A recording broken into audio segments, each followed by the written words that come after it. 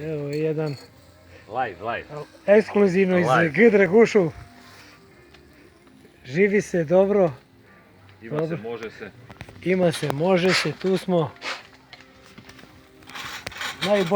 Najbolja seljačka banja u Srbiji. Kaži.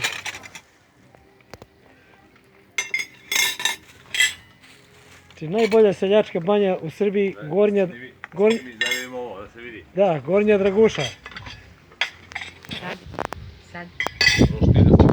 Roštilj da se vidi. Jedan pozdrav za naše drage prijatelje, odlaze, mene. Čekaj, ovo pa malo to meso, trebali smo... Pa 5 kilograma, šta je to malo?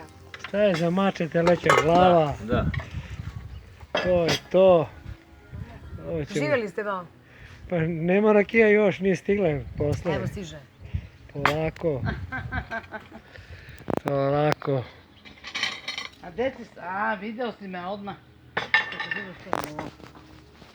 Čak je tu.